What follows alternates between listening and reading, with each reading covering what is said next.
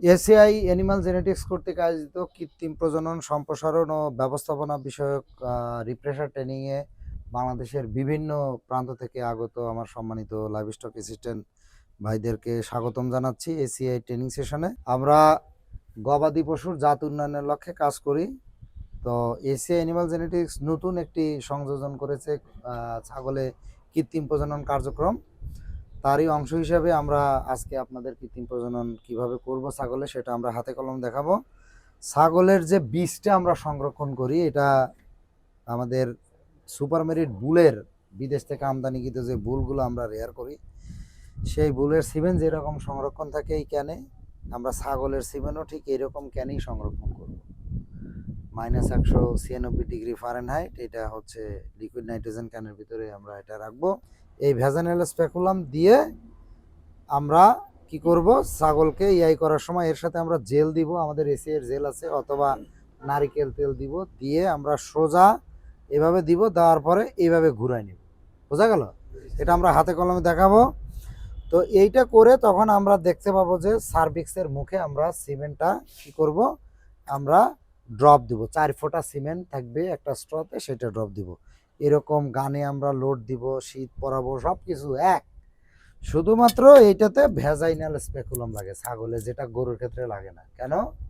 কারণ গরুতে রেকটামে হাত দেওয়া যায় এবং হাত দিয়ে সুন্দর করে সার্ভিক্সটা ধরে তারপরে আমরা সার্ভিক্সটা পাস করি, তাই করি না? রিং পাস করি। কিন্তু ছাগলের ক্ষেত্রে কিন্তু রিং পাস করার কোনো সুযোগ নাই। আমরা সার্ভিক্সের মুখে এইটা দিব। তো আমরা একটু ছাগলটা যখন হিটে আসবে তখন ছাগলের যে সাইন সিমটম দেখব, লেজটা বারবার নাড়াবে, পেশাব ঘন ঘন করবে। তারপরে একটু ধরেন মহিদুল ধরেন। হ্যাঁ, এটা ধরার সিস্টেমটা হলো পাটা, হ্যাঁ পায়ের ইয়ে দেন, হ্যাঁ সুন্দর করে, তারপরে নিচে আপনি পাটা সমান করে ধরেন। হ্যাঁ, তো এখন যেটা করব সেটা হচ্ছে যে আমরা লেজটা এই যে নিলাম, নেওয়ার পরে আমি কি করব, এইখানে লিকুইড আমরা জেল দিয়ে অথবা আমরা হচ্ছে ভ্যাজানাল স্পেকুলামে আমরা সয়াবিন তেল অথবা নারকেল তেল মিশিয়ে আমরা এখানে ইয়া করব। এরপরে আমরা কি করব, এই যে এটা যেহেতু ভিডিও সেন্সেশনের ব্যাপার আছে, এটা ফেসবুক রেস্ট্রিক্ট করে দিবে। তো আমরা কি করব, না থাক ভিডিও থাক, আমরা কি করব, এই যে সোজা, এই যে আমরা প্রথমে কি করলাম, সোজা দিলাম, দেওয়ার পরে আমরা ঘুরাইলাম। অল্প একটু ঘুরানোর পরে বেশি বেশি স্প্রেড করবেন না, অল্প একটু।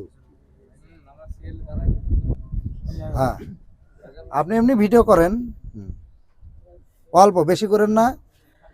তখন আমরা এখান থেকে এই যে এখান থেকে সিমেন্টের স্ট্র নিব, থ্রোয়িং করব, গরুর থ্রোয়িং যেরকম হবে এটাও সেম সব কিছু করে আমরা শীত গ্লাভস, এখানে আমরা শীতটা দিব। আমাদের গ্লাভসটা আপনারা হাতে নিয়ে নেবেন, কারণ অনেক সময় জীবাণু যেতে পারে। কিন্তু এখানে কিন্তু আঙ্গুল ঢোকানো বা হাত ঢোকানোর কোনো সুযোগ নাই, কারণ বার্থ ক্যানেলটা একেবারেই চিকন। বোঝা গেল?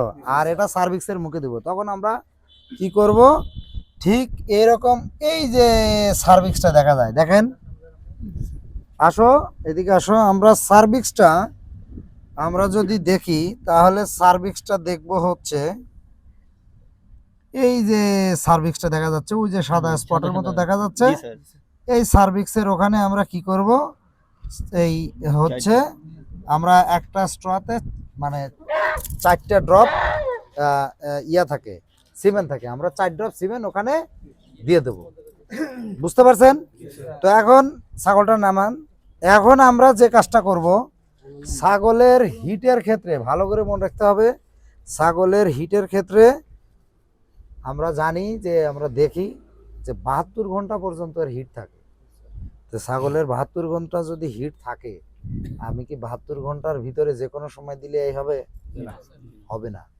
এই জন্য যখন হিট শো করবে তার 24 ঘন্টা পরে, মানে একদিন পরে আপনি হচ্ছে ইআই করাতে পারবেন। এবং হ্যাঁ হ্যাঁ, মানে 24 থেকে 36 ঘন্টার ভিতরে। গরুর ক্ষেত্রে আমরা বলি 12 থেকে 18 ঘন্টা, আবার অনেক সময় বলি যে গরুর ক্ষেত্রে 12 থেকে 18 ঘন্টা, আবার কেউ বলে 15 থেকে 18 ঘন্টা, বলো না? তো এটাতে 24 থেকে 36 ঘন্টার ভিতরে আমরা এই করব। এবং ছাগলের ক্ষেত্রে নিয়ম হলো, প্রথম একটা সিমেন্ট দিব, এর হচ্ছে 30 ঘন্টা পরে আমাকে আর একটা সিমেন্ট দিতে হবে, ডবল ডোজ সিমেন্ট দিতে হবে। বোঝা গেল? কারণ ছাগলের 24 ঘন্টা পরে একটা তো এআই করলাম, 24 থেকে 36 ঘন্টার ভিতরে একটা এআই করলাম। তা আপনি একটা এআই করছেন 24 ঘন্টা পরে, আবার মানে 30 ঘন্টা হতে আর 6 ঘন্টা লাগবে না, বা 36 ঘন্টা হতে আপনার আর 12 ঘন্টা লাগবে না। ঠিক ওই 36 ঘন্টার মাথায় আপনি আর একটা সিমেন্ট দিবেন, এআই করবেন, মানে সিমেন্ট দিবেন। কোন কোন ছাগলের ক্ষেত্রে 3 দিন পরে স্প্লিট হিট হয়। কি হিট হয়? স্প্লিট হিট হয়। এই স্প্লিট হিট হলেও আপনাকে এআই করতে হবে। গরুর ক্ষেত্রে একটা ফলস হিট হয়, ওইটাতে আমরা কিন্তু এআই করি না। করি? করি, বলেন করি? কিন্তু ছাগলের ক্ষেত্রে করতে হবে। ছাগলের ক্ষেত্রে 3-4 দিন পরে আবার একটা স্প্লিট হিট হয়, সেক্ষেত্রেও আপনাকে ওই 24 ঘন্টা পরে একটা সিমেন্ট দিবেন, 36 ঘন্টার মাথায় আপনি আর একটা সিমেন্ট দিবেন। বুঝতে পারছেন কিনা? হ্যাঁ, দুটা রাইট, এই ডোজটা দিবেন। এখন ছাগলের বাচ্চা কেন বেশি হয়?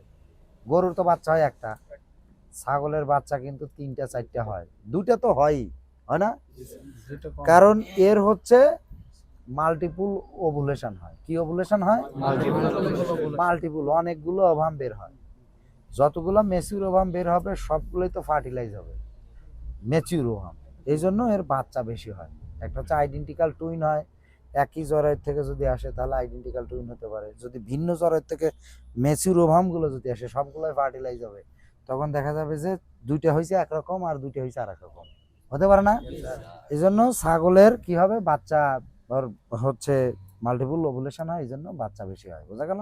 2-3টা ওভাম বের হয়। তো আমরা এসিআই সিমেন্ট, আমরা হচ্ছে ব্ল্যাক বেঙ্গল গোটের সিমেন্ট আমরা মার্কেটে ইন্ট্রোডিউস করছি আমাদের সরকারের অনুমোদন সাপেক্ষে, প্রাণী সম্পদ প্রাণী অধিদপ্তরের অনুমোদন নিয়ে আমরা যমুনাপাড়ি আমাদের হচ্ছে সিমেন্ট থাকবে।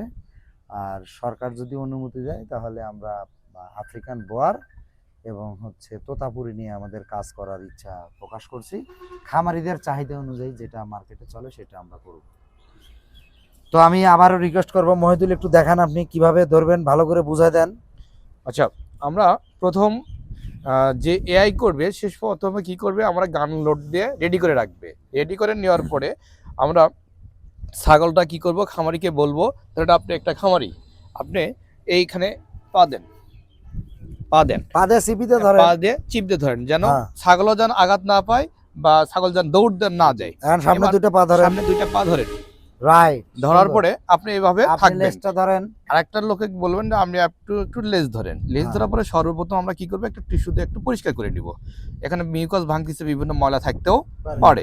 আমরা টিস্যুতে পরিষ্কার করে নেওয়ার পরে আমাদের যে এই যন্ত্রটা আছে এটা পরিষ্কার দিতে করে হবে নিব। না, কষ্ট দিতে হবে এটা না। দিয়ে পরিষ্কার করে নিয়ে আমরা জাস্ট এখানে প্রথমে কি করব, একটা আঙ্গুল দিয়ে ফাঁকা করে নিব, এভাবে জাস্ট করে নেওয়ার পরে এটা এভাবে দেওয়ার পরে আমার একটু কি ভাঁজ করবে, করে ঘুরে নিব, এটা এভাবে ঘুরে নিব।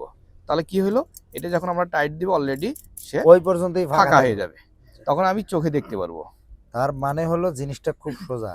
এই যে আমি এইটা দিলাম, এখন তো এইভাবেই আছে, হ্যাঁ, সোজা এইভাবে দিলাম, জেল আছে, জেল দিলে পিছলা হলো, জেল হলো। পিছলে এলো। আমি কি করলাম, এইটা কতটুক ফাঁক করলে ওর সার্ভিক্সটা দেখা যায়। সার্ভিক্স মানে মুখটা দেখা যায়, সেই পর্যন্ত দেখবো। দেখার পরে আমি কি করব, ওইভাবেই ঘুরে ফেলবো। তখন ঘুরাইলে আমি দেখতে পাচ্ছি, বোঝা গেল? একটা জিনিস মনে রাখবেন যে আমারও মা বোন আছে, গ্রামের মহিলারা আছে, এই জিনিস তাদের সামনে করলে তারা লজ্জা পাবে বা এটা মাইন্ডে নিবে। বোঝা গেল? এই জন্য গরুর ইয়াই করার সময় আপনি মেয়েদের সামনে গ্রামের মহিলারাই ধরে রাখবে, ওটা সমস্যা নাই, কিন্তু ছাগলের ইয়াই করার সময় কোনো মহিলা যেন না থাকে। চিপাই চাপা নিতে হবে আমাদের। বুঝতে পারছেন? পারবেন তো আপনারা নাকি? সবাই পারবেন? আর ছাগলের কনসেপশন রেট কম, এই জন্য আমরা ডবল ডোজ দিচ্ছি। 24 ঘন্টা একটা, 12 ঘন্টা পরে আর একটা দিচ্ছি, 36 ঘন্টার সময় আর একটা দিচ্ছি। কনসেপশন রেট কম, তবে আমরা চেষ্টা করতেছি এসিআই সিমেন্টের কনসেপশন রেট যেমন বাংলাদেশে গতানুগতিক সিমেন্টের চেয়ে সর্বোচ্চ, ছাগলের সিমেন্টে আমরা সর্বোচ্চ কনসেপশন নেওয়ার জন্য কোন কেমিক্যাল কি পজিটিভ ব্যবহার করলে, টেকনোলজি ব্যবহার করলে সর্বোচ্চ কনসেপশন হয় সেটা আমরা দেওয়ার চেষ্টা করব, এবং খামারিরা যেন লাভবান হয়, আপনার যেন মাঠ পর্যায়ে কাজের যেন সুনাম হয়। ঠিক আছে? তো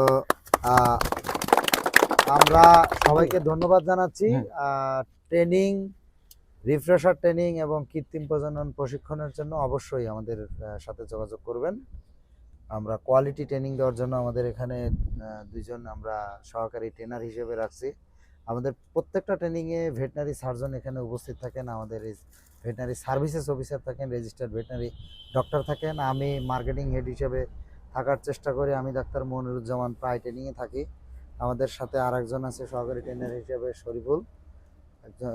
তাদের কাজের অভিজ্ঞতা মাঠ পর্যায়ে প্রায় 5-7 বছরের উপরে, এবং আমাদের এই সহকারী ট্রেনার এবং আমাদের যারা ভেটেনারিয়ান থাকে তাদের তত্ত্বাবধানে আমরা ট্রেনিংগুলো আমরা দিয়ে থাকি।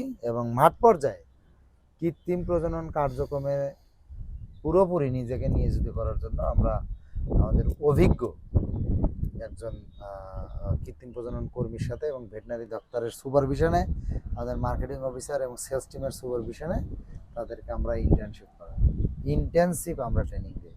তো ধন্যবাদ সবাইকে।